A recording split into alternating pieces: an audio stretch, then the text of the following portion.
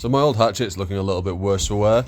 After letting other people use it and using it as a throwing axe like I shouldn't have been doing, I definitely needed to replace it. However, after looking around online at all the most recommended hatchets, they were all well outside the price tag that I can afford right now, so I decided to go looking for maybe something a bit cheaper.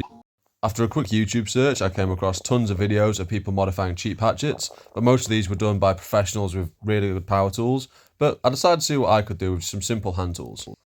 So I decided just to buy the same hatchet that I bought last time. I really like the hand grip on it and just see what I could do to modify it to make it into a lot better piece of kit.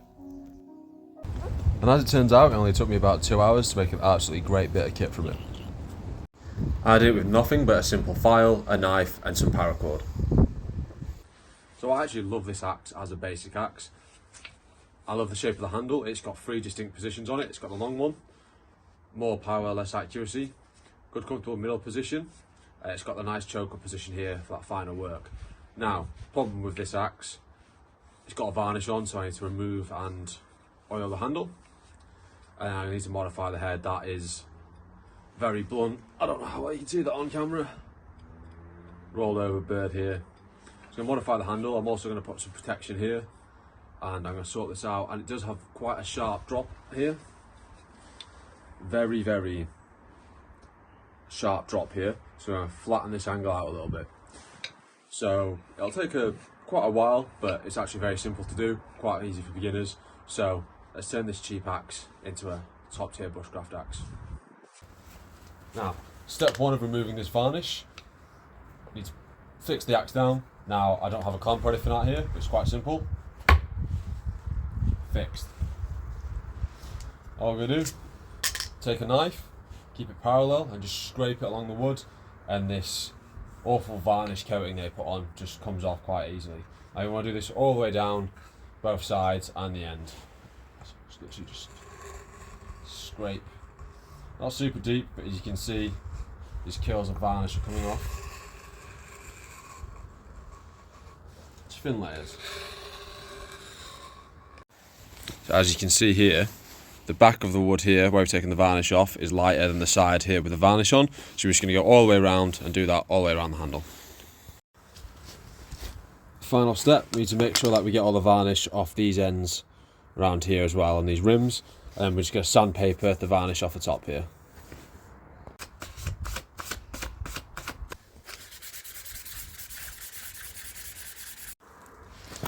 The only thing you've done, just rotate it. Any spots that are extra shiny, there's probably might still be a little bit of varnish there.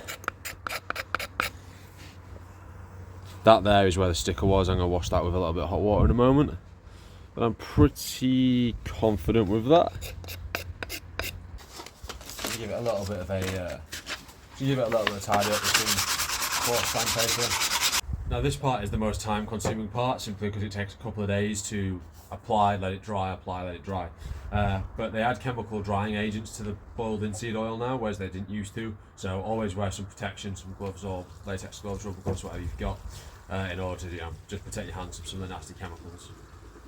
So whichever brand of linseed oil you've got, just follow the instructions on the back to coat the handle. Let's go.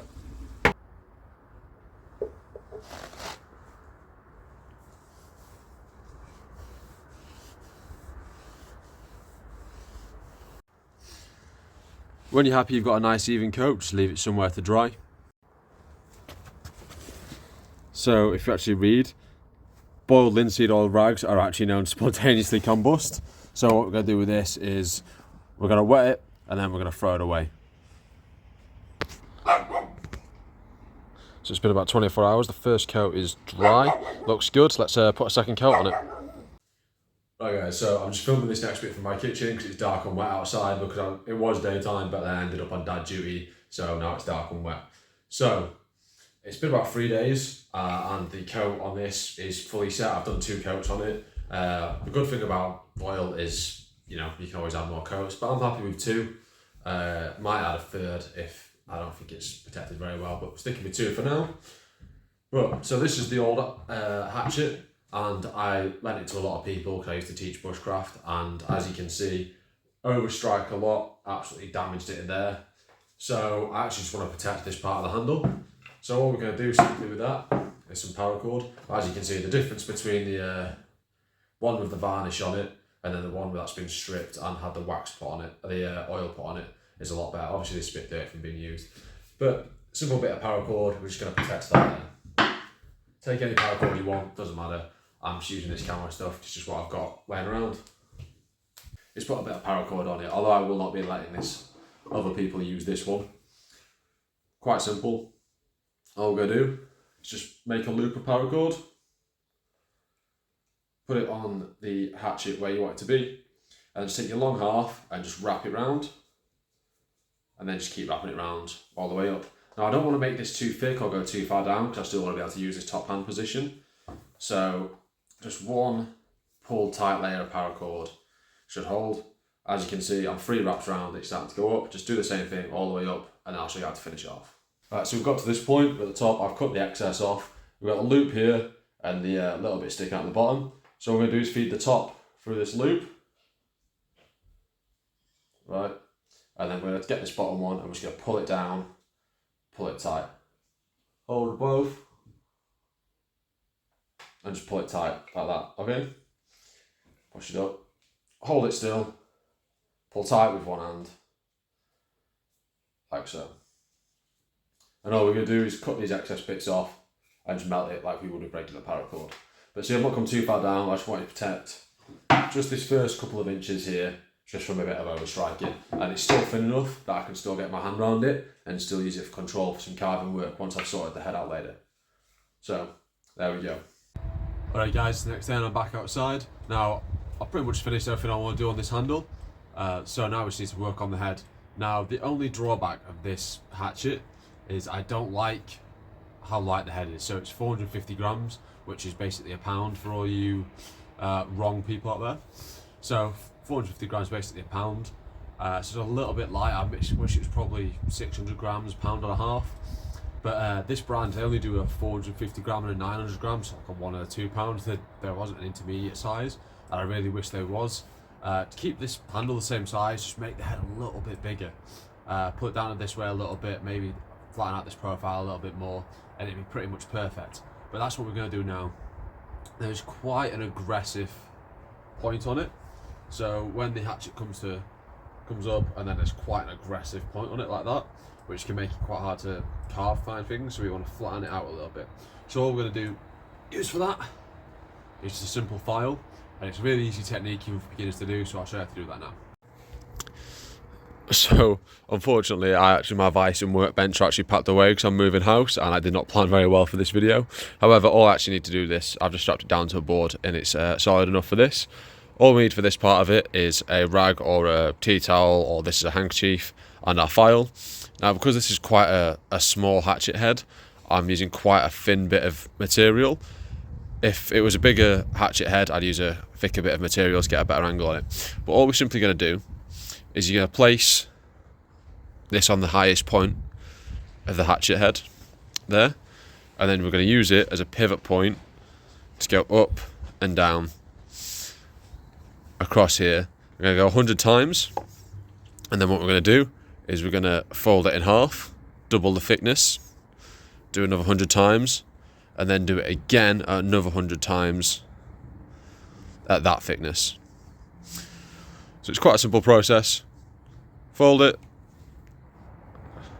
back and forth 100 times, fold it, back and forth 100 times, fold it, back and forth 100 times.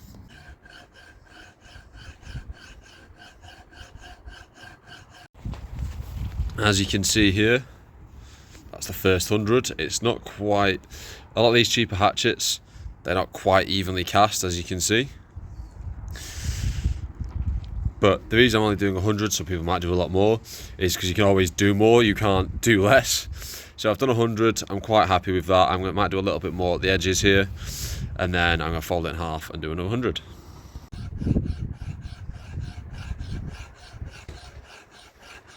And fold it in half one final time, so we've got it super thick.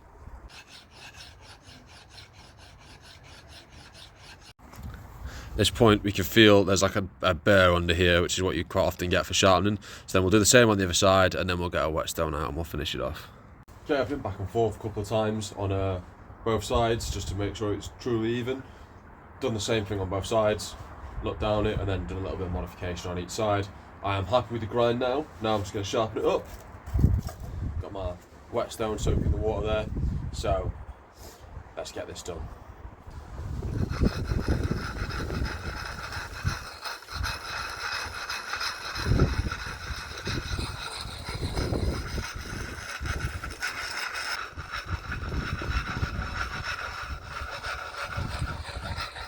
So guys, here's the finished product. I am very happy with that. I have never done this before, not with a hatchet anyway. I've done a few modifications on knives, but never on a hatchet. And I watched a few different YouTube videos and kind of combined things to make it work, make it easy to do, especially with no power tools. I did a little bit of damage with the file to the bottom of the hatchet head there, but apart from that, I'm very happy with how this turned out. And if you compare it to the unmodified hatchet, obviously this one's got a bit of damage there for me landing it out, but night and day difference in feel, night and day difference in look. I didn't make it to look aesthetic, you know, this wasn't I'm making a cool looking Viking hatchet kind of video. This was I'm making a practical, cheap, easy to modify hatchet video. So I'm very happy with the results, and now my next video I'm going to go out and I'm actually going to use this thing and test this thing. So I know I say it a thing with an F because I'm British, deal with it. Everyone always gets mad in the comments about that. So, makes feather sticks, so that's as sharp as you could possibly ask for. That's as good as you could possibly ask for in bushcraft. So, let's get out there and let's test it. Thanks for watching this video, guys. Have a fantastic day.